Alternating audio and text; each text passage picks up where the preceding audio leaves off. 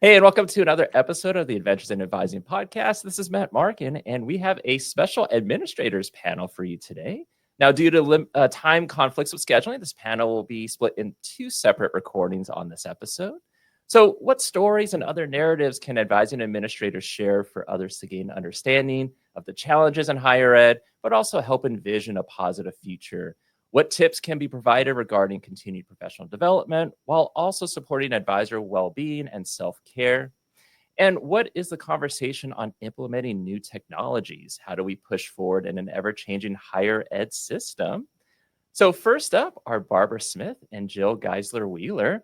Barbara Smith is a first-generation transfer student, earned her BS and MS in biology from the University of Texas at San Antonio. She currently serves as the Executive Director for Transfer and Transition Student Success Services and the Fostering Futures Program. She's an active member within organizations, including but not limited to NACADA, Texan, and ACRO. Barbara, welcome. Thank you, Matt. And we also have Jill Geisler Wheeler. Jill is the Director of Honors and Experiential Learning at the University of Arkansas at Fayetteville, where she also earned her undergraduate degree and both master's degrees in higher education and counseling. Jill has been an active member of the state, region, and global associations for advising in her 18 years in the field. She is a provost guest lecturer for the university's first-year seminar course and the current chair of the Advising High Achieving Community with NACADA. Jill, welcome as well. Thank you so much, Matt. So it's so great to have you both here. And, let's learn a little bit more than what's in your bio. What's been your journey into higher education? What would be your origin story? And maybe we'll start with Barbara. Thank you, Matt. Sorry. So my journey in higher ed started when I transferred to UTSA. I had the opportunity to go into my field of doing research, and I worked for a number of years in the research field, and I loved working with students, which is where I found my true passion. I worked with graduate students and undergraduate students in the lab that I was working in, which led me to the opportunity to find out more about advising. And so I became an academic advisor for my for the biology department back in the 90s. And I had a caseload of 1,000 students. So that's how it started. And then just really working and getting involved has led me to, again, constantly look at trying to improve the services and the support that is offered to the students, and as well as my journey to advancing that for the staff. So really looking at it takes, it's a village. And so really taking on that responsibility of looking and advocating at my institution for changes. And that was the simple as the first year was just really advocating within the department of making a change to the curriculum so that students could graduate and not be missing a graduation requirement. And so from there, it just, again, opportunities evolved. I became getting additional staff, combining our College of Science whole advising unit, and then expanding that. I became director of a downtown advising center when we had campus, and then for our downtown campus, and then transitioning to the executive director of advising for a number of years, and then to the executive director for our transfer and transition. I've always worked with transfer students and with colleagues at the community colleges that are our largest feeder.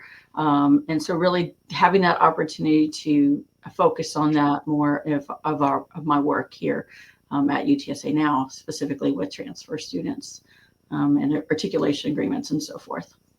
Awesome. Thank you. Thank you. Jill, how about you? What's your origin story?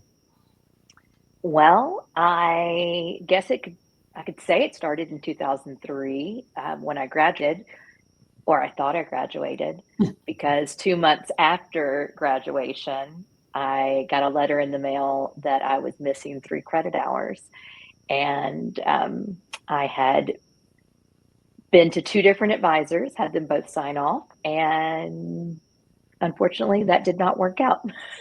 So I had a job outside of higher ed for about 2 years, and then came into advising by way of admissions. So I came back to the U of A. I recruited for the U of A for about 2 years and realized that high school was not my favorite group, but I did love the college age group. And I had decided this would have been my third job after I graduated with my undergrad. And if advising hadn't been what I loved, I was going to go to cosmetology school and do hair, because I realized that I was over having bosses that didn't appreciate me or didn't really foster care. And lucky for me, I found advising, and it was amazing. And so in 2006, I became an advisor for our General College of Arts and Sciences. And I had languages and international studies and economics as mine. Like Barbara, I also had roughly 1,000 advisees at that time. And it was a bit overwhelming, but always enjoyable and exciting. I really enjoyed what I did, and that made it not feel like a job. In 2012, I moved over to our honors program within our College of Arts and Sciences and started as a assistant director, went to associate director, and now I am the director of our honors and experiential learning for the college. And so honors has stayed the same for several years, but I've added on the charge of getting non-honor students to also look at some of the things that our honor students do. So more internships, more research that maybe doesn't end in a thesis, but still having the experience, and more exposure to study abroad. And so that's really what I do in my current role. Awesome. So I guess it's a good segue. And now you both have kind of touched upon your current roles. What would be like the day-to-day, and I'm sure it changes daily, but if you kind of could summarize a little bit more in terms of like what your roles entail in terms of like leadership, how would you describe that? And maybe Jill will go to you first this time. Sure. So you're right. Day to day is different. This would be the first day that I've ever done a podcast. So that's definitely not a typical. I have a staff that I oversee on a daily basis in my office of 3 professional advisors. So they are housed within our overarching College of Arts and Sciences, but they are physically in my space. And so I do a lot of check-ins with them daily on their advising loads, on any kind of questions that they have. I also meet with a lot of our faculty on campus. So we have 19 different departments here in the College of Arts and Sciences. And so I will meet with faculty to discuss ways that we can better connect students to their departments and to their majors. I will also have student appointments. I, in my role, deal more with students that are having problems than students that are loving life and everything is going smoothly.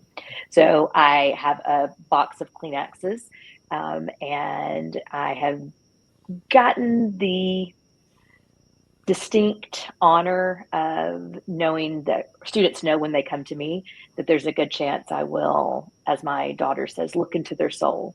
And they will cry, but they always feel so much better afterwards. And so sometimes just getting that out is necessary. And then I might meet with the dean or multiple deans or other partners on campus, like our study abroad or our career connections and student support staff. So that's in any typical day.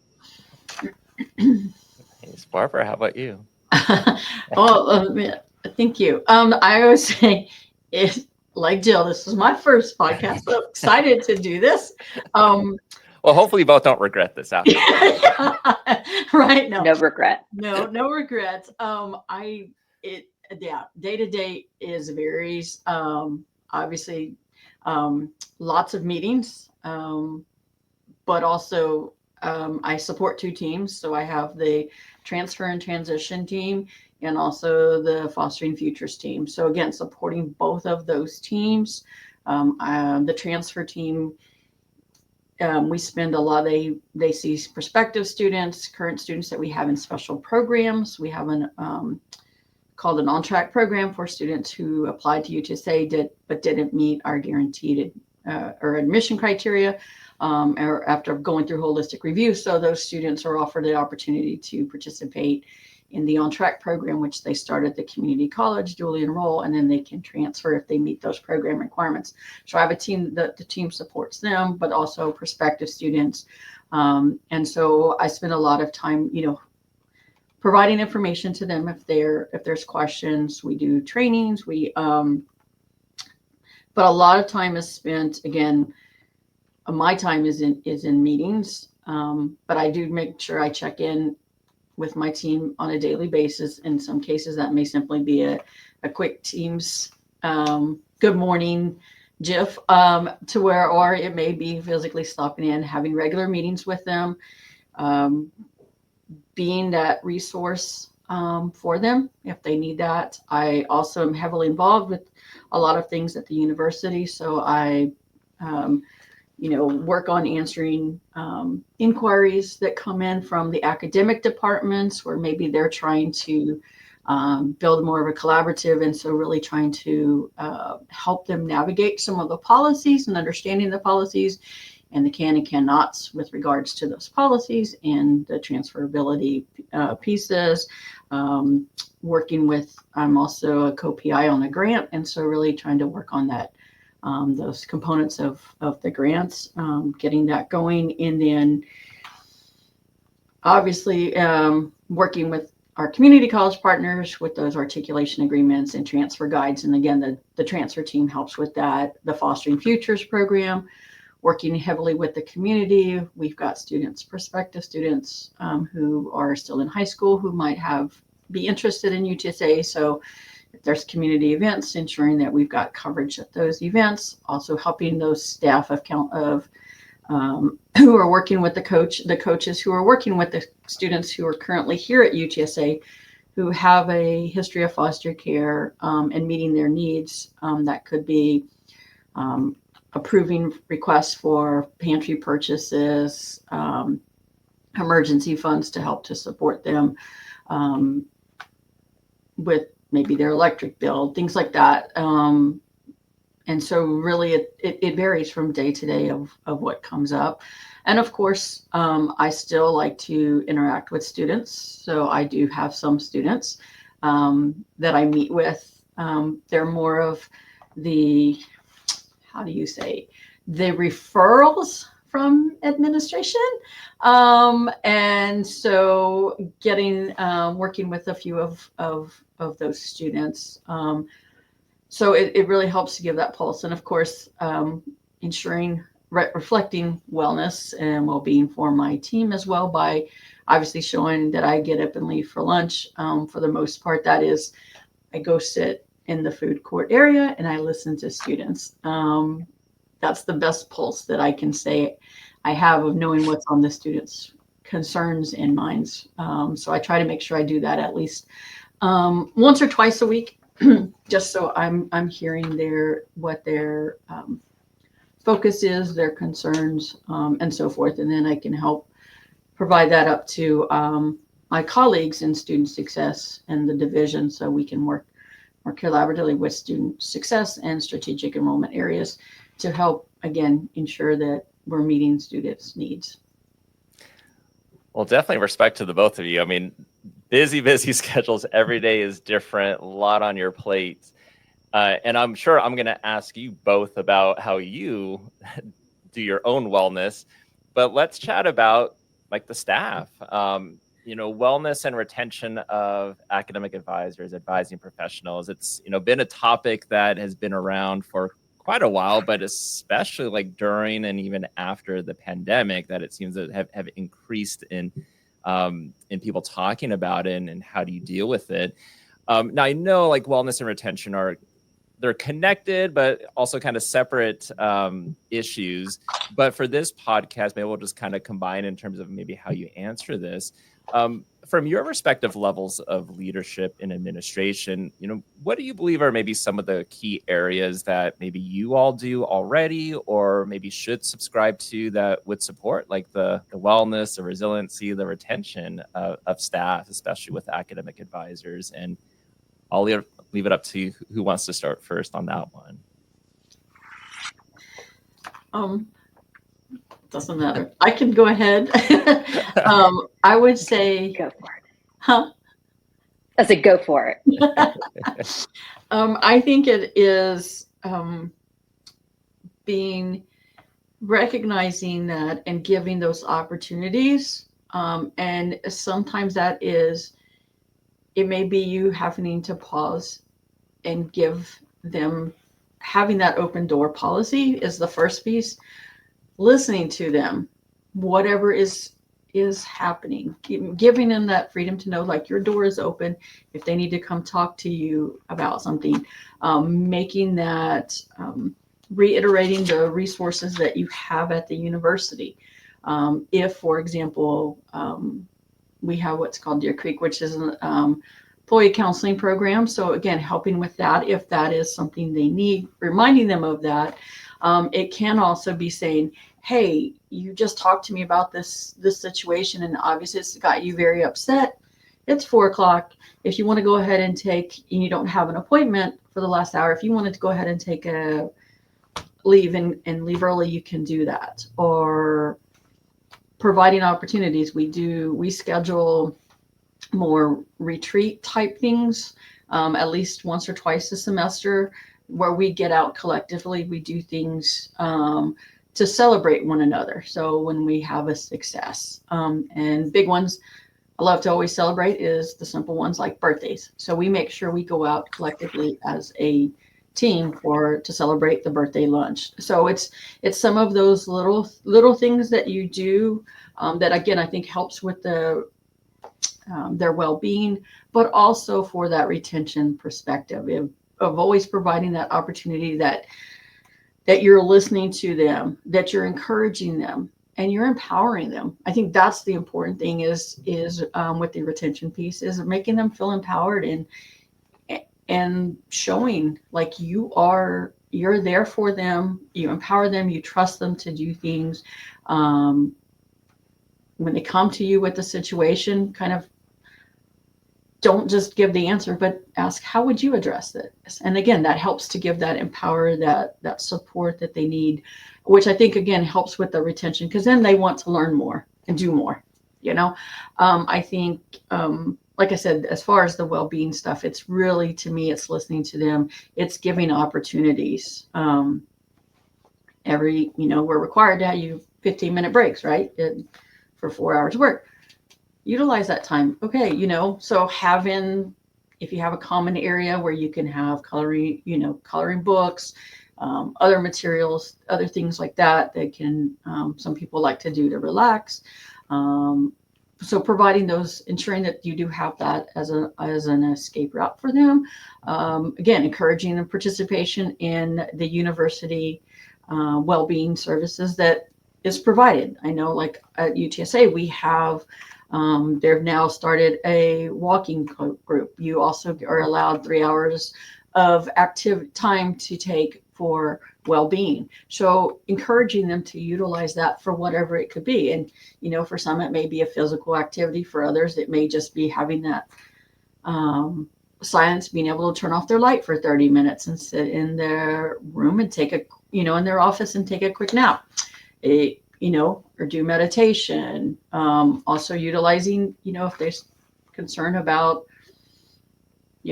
keyboards or things like that, ensuring you've given appropriate equipment, or if you have an ergonomics office, a health and safety office, finding out what are some of those things that can be done to further support them in that. And it could also be simple things as a riser, so they can stand some, as opposed to just sitting the entire 8 hours or plus hours that they're in the office. So again, I think those are some of the things I would say that I've done. Yeah.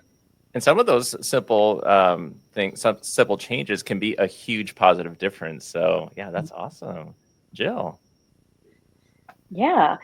So a lot of the same things that Barbara mentioned, reminding staff to take time, to take their actual time. We all earn our vacation time, and we often feel bad for taking that. I know that I too can feel that way at times because I feel like there's always going to be something that happens. I tell my staff all the time that there is actually no such thing as an advising emergency. It doesn't exist. There's nothing that is so terrible that we can't fix it the next day. And so I remind them of that and try to also empower them to put their boundaries up of not checking their emails when they get home, and supporting them if they do not want to have Teams or their work email on their phone, because that's not something that they're expected to do. If that's something that makes them happy to take care of, like answering a couple emails here and there, that's perfectly fine. So giving them that autonomy to do that. My other real tenet that I follow is if I see something, say something. And so not necessarily the negative, but to see if I see you doing something well, I want to praise you. I want to make sure that our dean down the hall knows what you're doing. I want them to get some kind of recognition. We don't always have the ability to make sweeping changes and lower all advising loads down to 250 or 300. And so maybe there are things that I can't change, but one thing I can do is I can really celebrate you. I can make sure that you're taking time to take care of you. We also have an employee assistance program that allows faculty and staff to have counseling appointments free of charge, up to 8 every year. And so you can go every single calendar year and do that. And I encourage people to take time to talk to someone who is not in their day-to-day. I also really work on asking the advisors when they do come to me and my door is open, to ask them what they want. Do they want help or support? Because I can help them and I can fix the problem, or I can support them in their chance of fixing it on their own. And so really figuring out what it is that is going to be more appropriate, because sometimes they just want my support. They just want to hear that somebody in administration is paying attention and that I empathize with them. But ultimately, they know what they need to do to fix it, and they just want my support within that. And also, one other thing. Yeah, go for it. How could I forget? I encourage them to do professional development, to remind them that they have a voice and that they are doing things that are innovative, maybe not to us because we've done them so often, but there are other institutions that maybe haven't done that. And so I really encourage them to get involved at the state, the region, or in our global association. And so figuring out ways to support them financially so that that can be something that they can do and get themselves out of their bubble at the U of A and make connections with other people across the US and beyond. Which both of you have definitely made a lot of networking opportunities and connections across the board. So a lot of great tips. Now, I want to ask you both this, a lot of great tips that you've given already. Do you follow those tips? Like, what do you do for your wellness? Do as I say, not as I do. You heard Barbara. You heard Barbara goes away from her desk when she eats lunch at least twice. So that's really good. It's a constant battle. It's a constant battle because I do want to be there for my staff. But again, I'll come back to, there's no such thing as an advising emergency. And so I have to do some self-talk to myself when I need to go for a walk. And maybe it's my 15 minutes. And if the weather is not in the 30s, I will go walk around campus for a bit. Or if it is in the 30s, I'll just walk the stairwells and get up and move my body. So that's probably one thing I do. And I do a lot of coaching while walking around.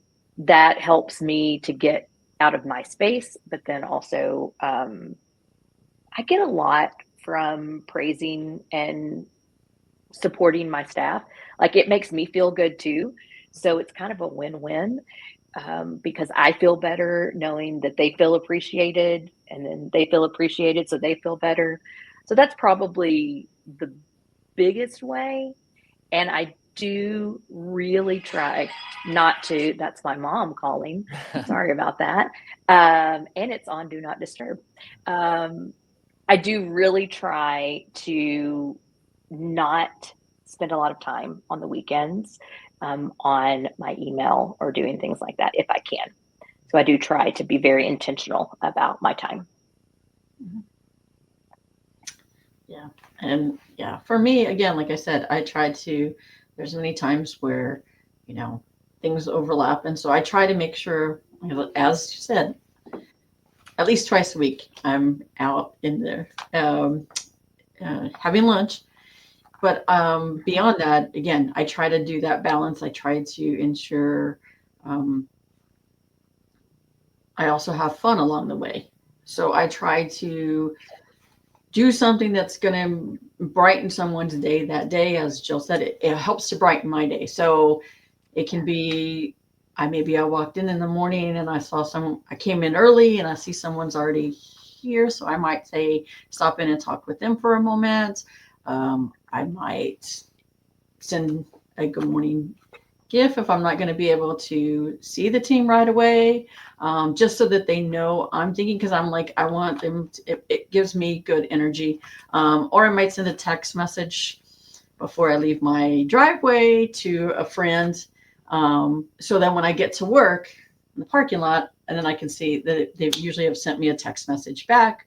Or if I'm having one of those kind of days, I'll just send a hi to someone and I get a response back, and it just gives me that extra push I sometimes need, to feel that. I also spend a lot of time on the weekends. I do not focus on work. I try to get everything as done as much as I can. If there's something that I have a moment and I'm like, it comes up in my mind on the weekend, I will work on that on Saturday. But I also have a teenager.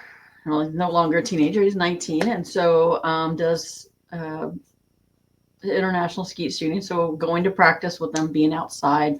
I love the outdoors, and so just spending that time out there, just watching his growth, and also not being that helicopter mom to him, as he's a freshman in college this year, and so trying to balance that out.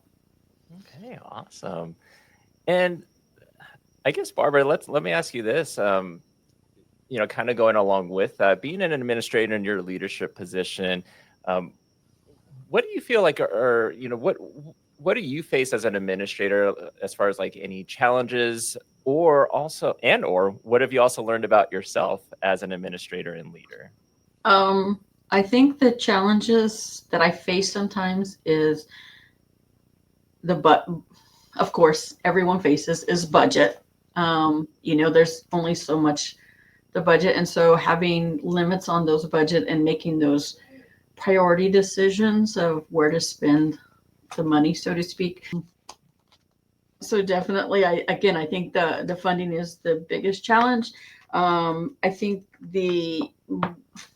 what I've learned about myself is sometimes I may have ideas that others are not ready to hear or embrace, and I got to be okay with that. So let me plant the seed and leave it. Yep. It may not come to fruition for a year or 2 years, but I can feel comfortable knowing that I was a part of that. And so again, I think that's been the thing I've learned most about myself is like, don't be afraid to put an idea out there or a suggestion. And if they don't take it, okay. But, feel that satisfaction when it does come to fruition, So I think that's what I would say. So Jill Barrow is answering a question in terms of That's right. what she's learned as a administrator, challenges currently facing as an administrator leader. So I want to throw that same question to you. Like, what have you learned about yourself as a leader and administrator? Any challenges that you face? One thing I've learned about myself when working as a administrator is that my attitude goes a long way in helping to set the tone for my staff. And we can all get flustered when things don't go well, or when we feel overwhelmed or burdened. But we can control one thing, and that's our reaction. And so even if I feel flustered or a little stressed, I can still control the way that I react. And that's something that I can kind of help set the tone for my staff. That, again, ultimately, I want to be their biggest advocate. But in that, sometimes I need to take the brunt of a student's aggression or dissatisfaction. The same thing can happen with the faculty and staff that we work with. If my staff are not being treated in a way that I believe is appropriate, I make sure that I support them, because ultimately, if they are unhappy or if they don't feel safe in their role, then there's no way that the office is going to work the same way. So I've learned that there are just certain things that I can help them by just being me and trying to support them in those ways, that I really didn't necessarily know that was a strength. I've always known people have come to me and they share concerns and struggles. And so I think that that's probably one of the reasons that I got into academic advising in the first place, was because I want to help in whatever way that's going to be. So that's what I do with my staff too. Awesome. Yeah, it's like a quote I've heard before. It's like life is 10% of what happens to you and 90% of how you deal with it. Yes. Absolutely. Yes. So last question I want to ask you both is kind of looking at the imaginary crystal ball, if you will. It seems like every year there's always some new challenge that's happening that an institution has to face, or higher ed in general. From your areas, what do you believe might be some of the biggest challenges or even biggest opportunities for academic advising?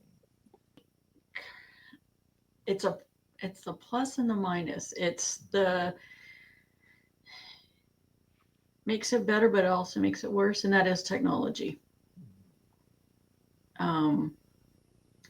I think we see a lot of that in advising in higher ed. In some ways, it makes it easy. We can utilize technology to make things more accessible for the students.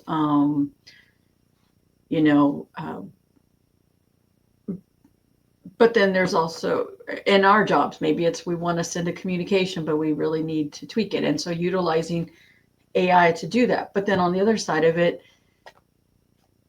technology also, I think, hinders us, because you lose that connection, that relationship building, that rapport that you're building with the students, and also with faculties and other members that you work with. And so I think that is, like I said, it's a blessing and also a curse. So I think that's one of the challenges that we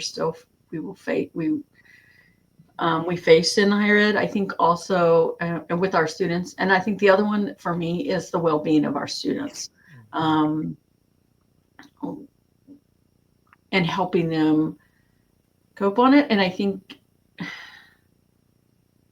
that weighs heavy many times on our staff, and helping to ensure that we're in that field and understanding the impact and advocating to our leadership and our administration about our roles and advising, and that it's so much more than maybe what they envision and how that has evolved. And I think that's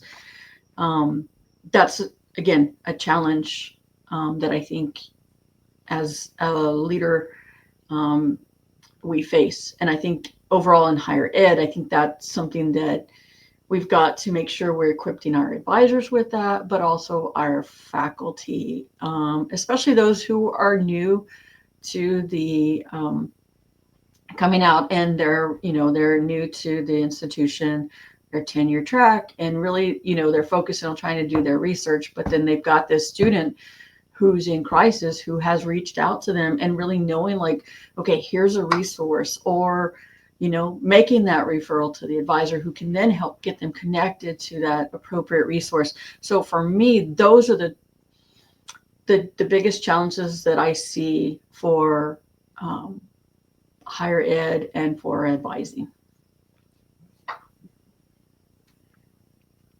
Well, as far as the challenges, and I'll preface it with, I don't have an answer for this, but I do feel like one of the biggest challenges for higher education currently is